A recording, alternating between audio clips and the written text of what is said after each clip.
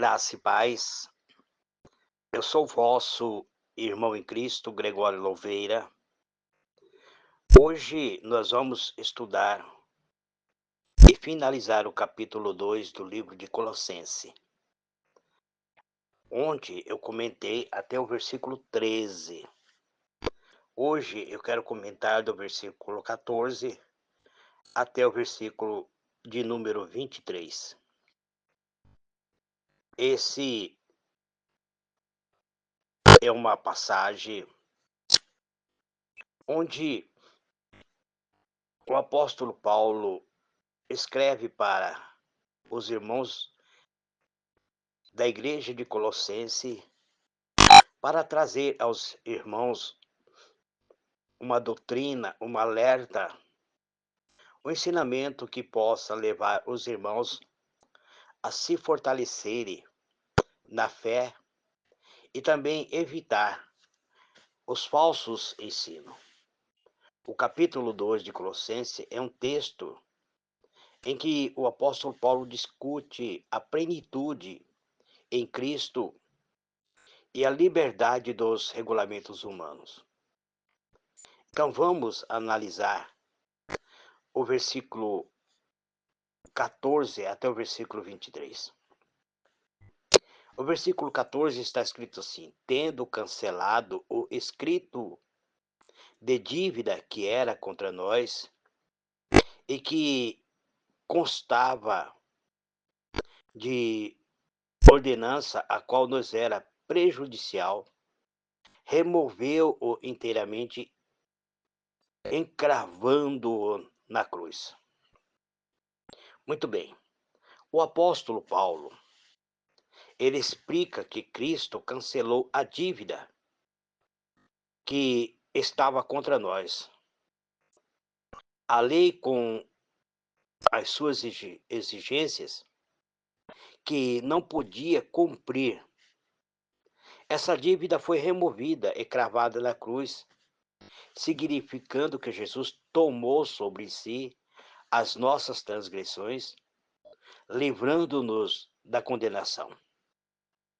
O versículo 15 diz assim: e despojando os principados e a potestade, publicamente os expôs ao desprezo, triunfando dele na cruz. Então, o que Cristo fez? Cristo, através da cruz, ele derrotou os poderes malignos espirituais. Ele os despojou da sua autoridade e poder, expondo-os publicamente ao ridículo e triunfando sobre ele.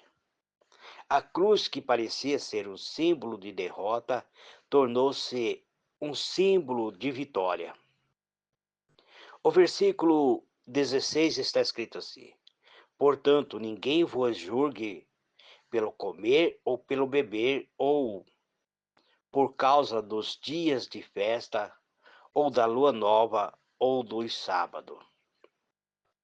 Então, o apóstolo Paulo, ele adverte aos colossenses contra julgamentos baseados em práticas religiosas externas, como dieta ou observância de dias especiais. Em Cristo, essas regras não são mais necessárias para a justificação, pois Ele é a realidade que essas sombras apontavam. Então, em Cristo, nós somos libertos das práticas religiosas que muitas vezes não nos leva à salvação. O versículo 17 está escrito assim: porque tudo isso tem sido sombra das coisas que havia de vir, porém o corpo é Cristo. Então, as práticas mencionadas anteriormente eram sombras, ou seja, prefigurações de algo maior que estava por vir. A substância real é Cristo. A lei apontava para Cristo. E agora que ele veio, não precisamos mais nos agarrar às sombras, ou seja, agora podemos chegar diretamente a Deus por meio de Cristo. O versículo 18 diz assim: ninguém se faça árbitro contra vós outros, pretextando humildade e culto dos anjos, baseando-se em visões, enfatuando sem motivo algum na sua mente carnal. Efetuando, aliás, sem motivo algum na sua mente carnal. Lembra-vos que no começo dos meus áudios eu disse que uma das maiores heresias que a igreja primitiva enfrentou foi o gnóstico, o ensino dos gnósticos. Os gnósticos, eles introduziram várias coisas dentro da igreja, e uma das maiores heresias é que eles colocaram que era necessário adorarmos aos anjos, e a Bíblia nos deixa bem claro que os anjos não recebem adoração.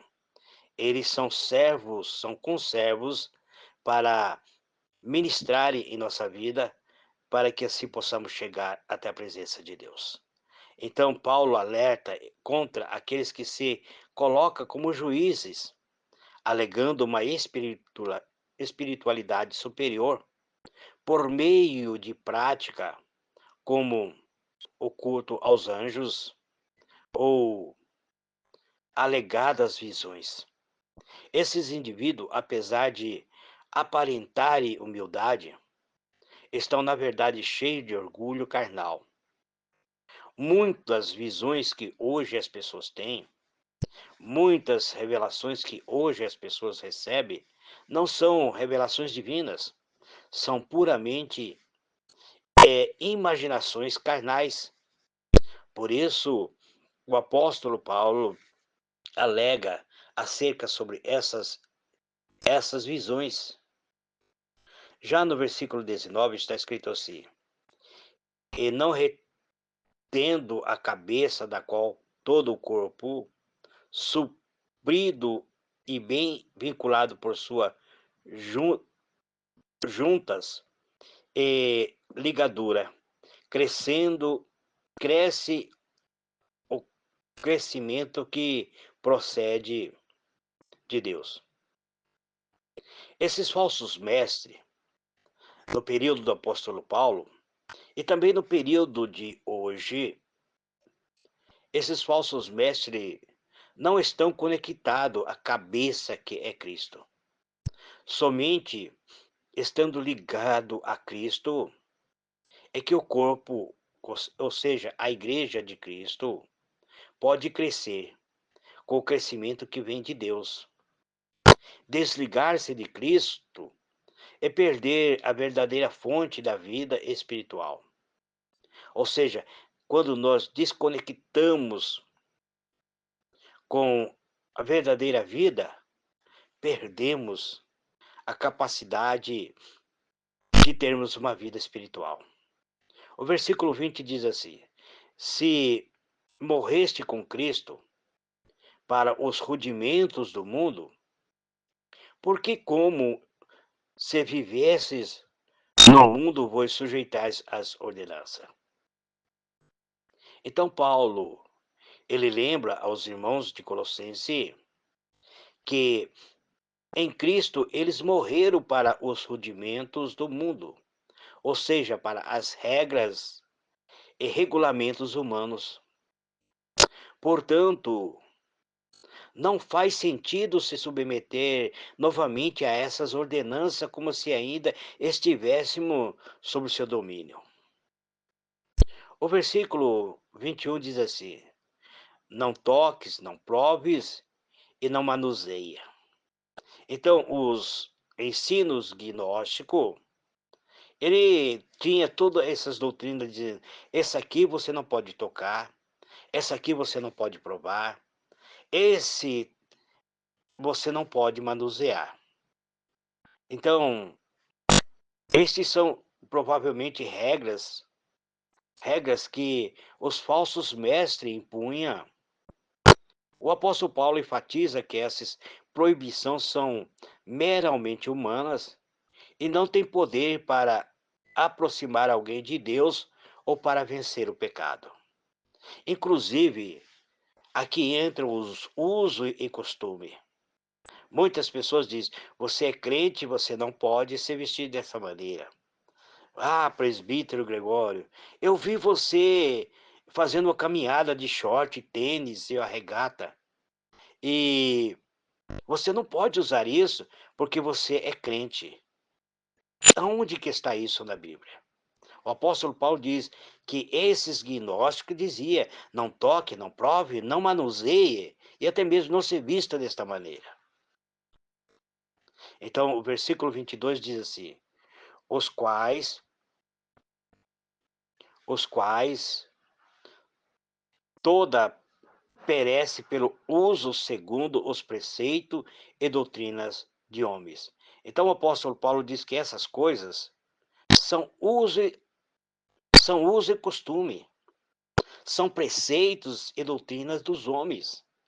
É os homens que querem, muitas vezes, dominar nossa mente, querem ter domínio sobre nossa vida. As regras humanas perecem com o uso e costume. São temporárias, são transitórias.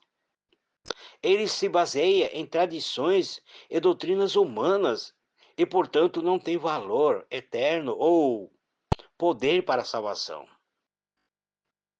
Então, meu irmão, minha irmã, você que muitas vezes se apega à doutrina de uso e costume, é necessário você rever essa sua condição para que você não venha impor carga sobre a igreja de Cristo.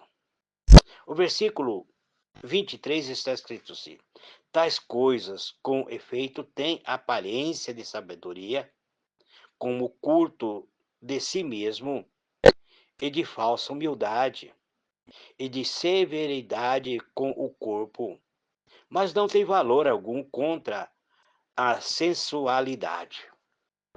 Muito bem. O apóstolo, ele continua nos trazendo um comentário, embora essa prática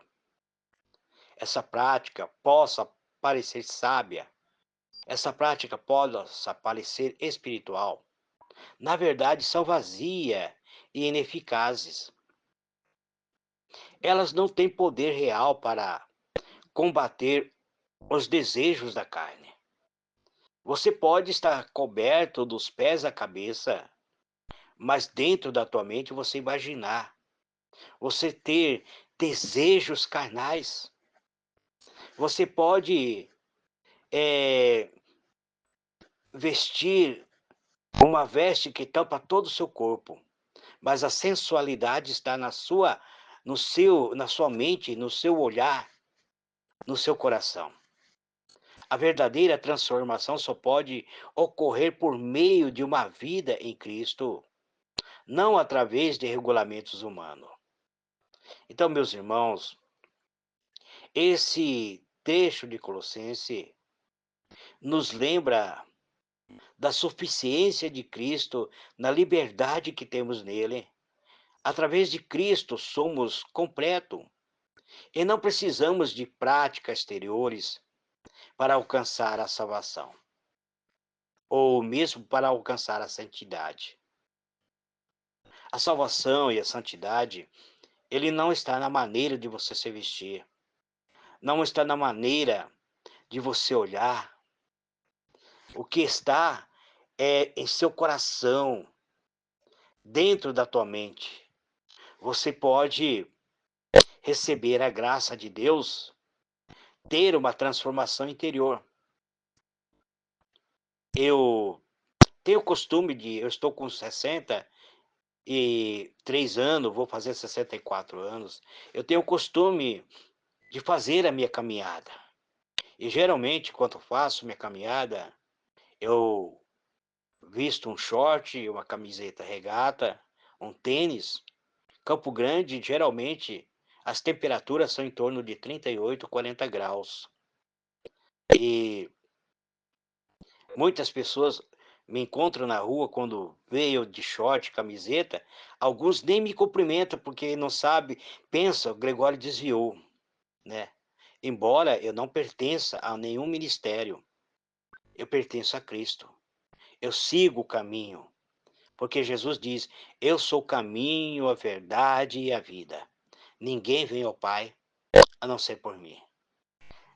Futuramente eu pretendo unir a um ministério para poder compartilhar os meus conhecimentos da palavra de Deus com outros irmãos.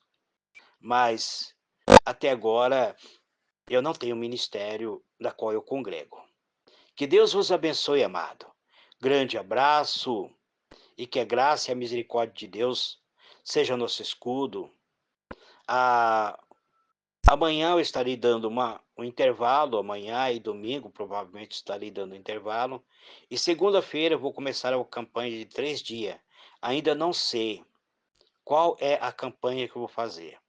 Que Deus vos abençoe, amados. Amém?